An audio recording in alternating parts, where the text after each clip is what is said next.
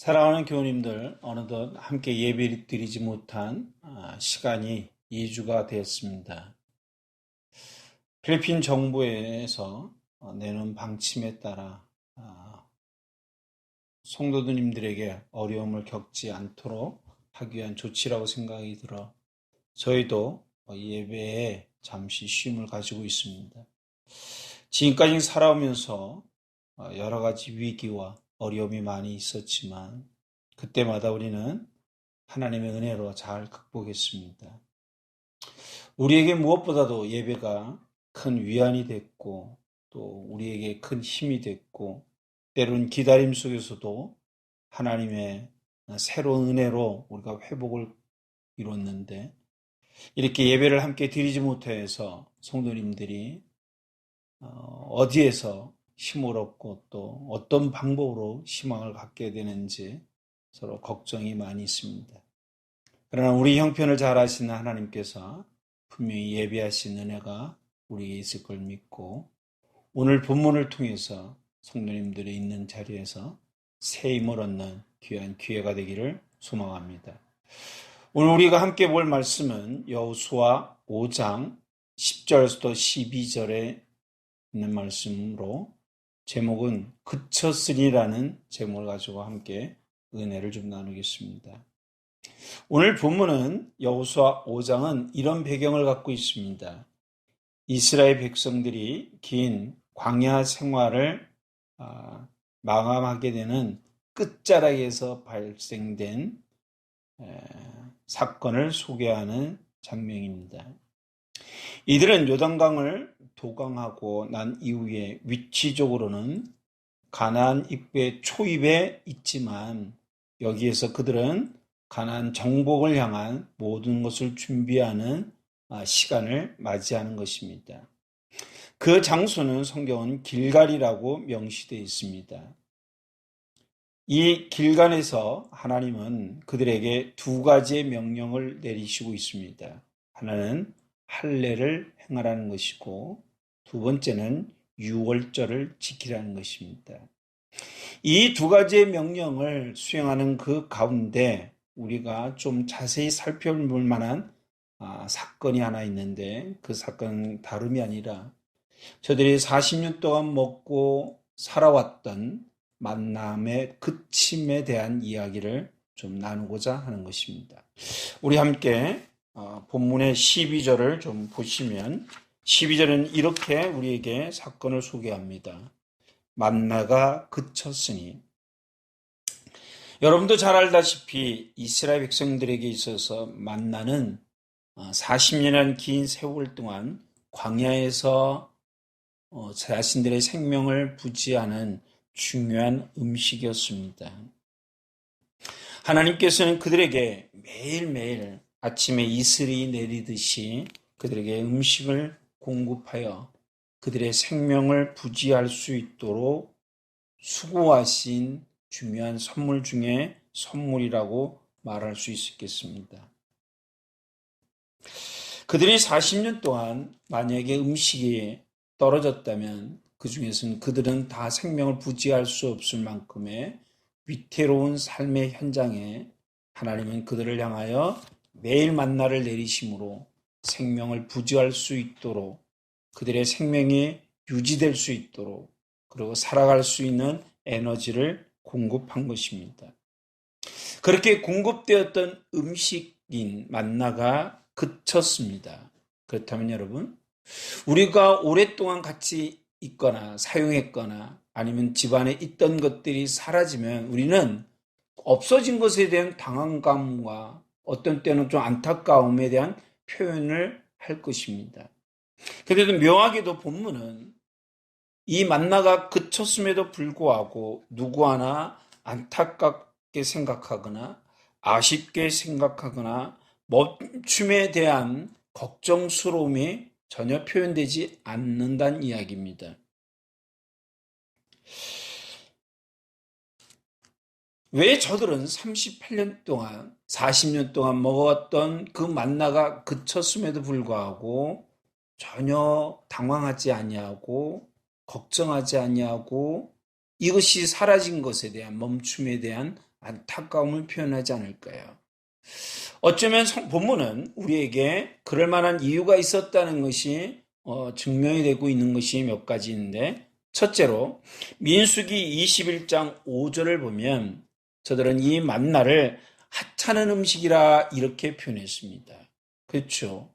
하찮은 것이라는 건 별로 쓸모가 없다라고 여겨졌기 때문에 사라진 듯 아까워하지 아니한 것은 분명할 것입니다. 두 번째로 이 본문을 보면 그들은 지금 만나가 그쳤지만 음식물이 완전히 사라진 것은 아닙니다. 40년 동안 한 음식물을 가지고 계속 다양한 방법으로 음식을 만들어 조리해서 먹었지만 재료 자체가 한 가지밖에 없었기 때문에 아무리 다양한 방법으로 먹는다 할지라도 한계가 분명히 있었을 것입니다.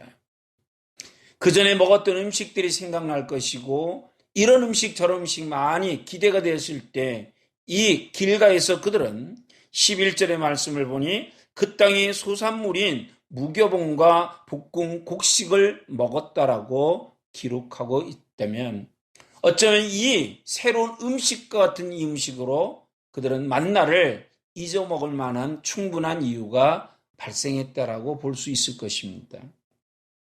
그러나 만나는 그냥 단순하게 한 끼를 먹는, 하루를 채우는 그런 음식이었다면 새로운 음식이 생겼기 때문에, 공급되기 때문에 얼마든지 잊을 수 있다라고 말할 수 있습니다. 그러나 만나는 음식으로만 정리할 수 있는 것이 아닙니다. 왜냐하면 만나는 하나님이 그 백성들에게 부어주신 사랑의 증표이며 약속의 지킴이며 하나님의 성실하심이 드러날 뿐만 아니라 그들이 광야에 있지만 하나님의 은혜의 보좌 앞에서, 은혜의 울타리 안에서 하나님의 지키심과 보호하심에서 살고 있다는 것을 알게 하시는 중요한 증표와 같은 만나이기 때문에 그 만나가 그쳤다는 것은 어떻게 보면 하나님의 은혜가 멈췄다라고 말할 수 있는 매우 중대한 사건이 되는 것입니다. 하나님의 은혜가 멈췄음에도 불구하고 그들이 이 멈춤에 대한 두려움이 없고 안타까움이 없고 걱정이 없다는 것은 하나님의 은혜가 없이도 살아갈 수 있다라는 잘못된 신앙의, 잘못된 삶의 원리가 나타났다라고 말할 수도 있을 것입니다. 그러므로 우리는 이 만나가 그쳤다는 상태를 단순하게 새로운 음식을 먹게 됐다는 이런 표현이 아니라 어떻게 보면 신앙적으로 하나님의 은혜가 멈춰진 이 사건에 그들이 긴장감이 없다라는 이 사실을 어떻게 받아들여야 되느냐에 대한 우리는 고민을 할 수밖에 없는 것입니다.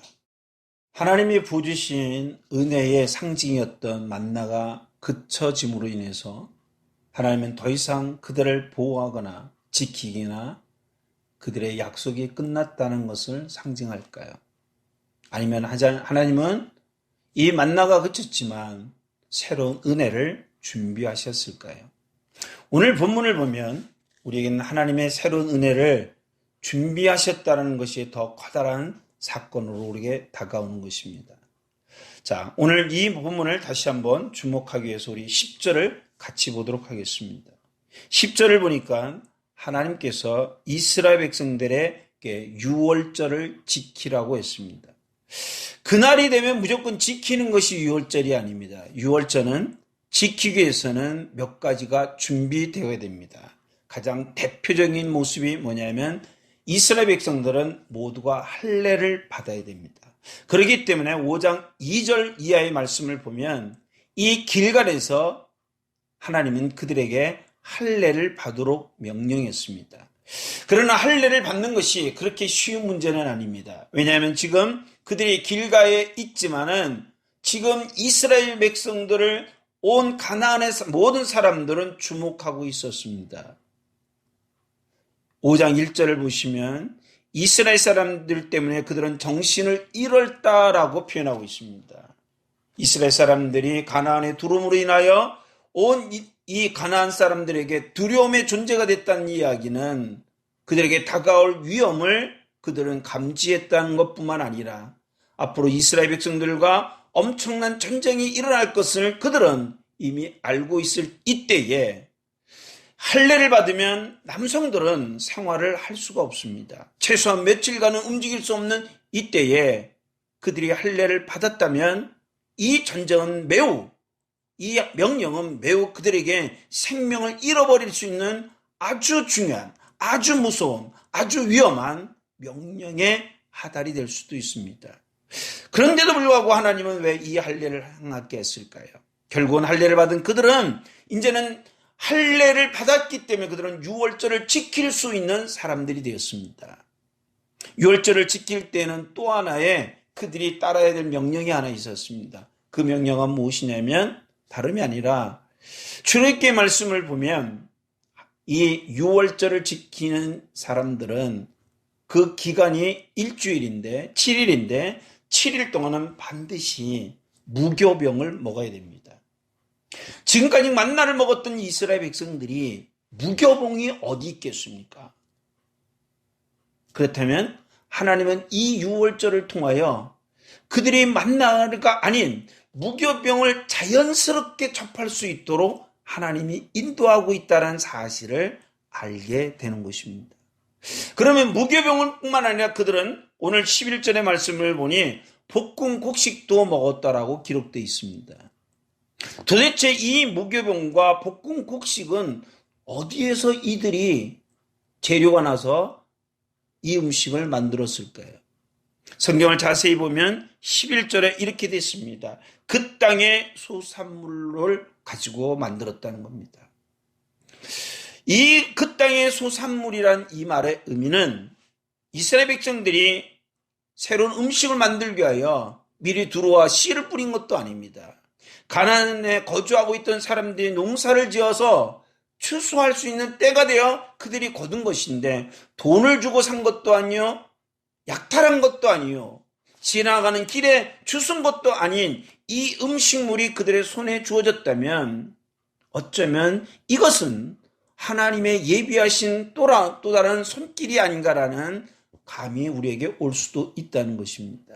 본문을 자세히 보면 이 무교병과 볶음 곡식을 그들이 먹었다 하지만 성경을 자세히 보시면 뭔가 새로운 것에 강조하고 있음을 우리는 깨닫습니다. 여러분 11절과 12절을 보십시오. 11절에는 이렇게 말합니다. 유월절 이튿날에 그 땅의 소산물을 먹되, 12절을 말씀을 보면 또 그 땅의 소산물을 먹되, 식물은 땅에서 생산하는 것이 맞습니다. 근데 이 본문은 왠지 모르게 그 땅을 강조하고 있습니다. 여러분, 그 땅을 강조하는 중요한 이유가 있습니다. 우리 함께 말씀을 하나 좀 찾아보겠습니다. 여러분, 신명기 6장 10절부터 15절을 한번 펴보십시오. 이 신명기 6장 10절부터 15절에는 가나안에 들어오는 이스라엘 백성들에게 하나님께서 주신 새로운 약속이 기록되어 있는 말씀입니다. 이 약속은 하나님께서 아브라함 때부터 이미 약속을 하셨고 그 약속의 유효함이 계속 진행되고 있을 뿐만 아니라 그 안의 내용을 보면 이런 말씀이 나옵니다. 내가 건축하지 아니한 성읍에서 살며 내가 채우지 아니한 아름다운 물건을 가득 찬 집에서 살며 내가 파지 아니한 운물을 차지할 것이며 내가 심지 아니한 포도나무와 감람나무를 차지할 것이며 내게 배불리 먹게 하실 것이라는 약속의 내용이 담겨져 있는 것입니다.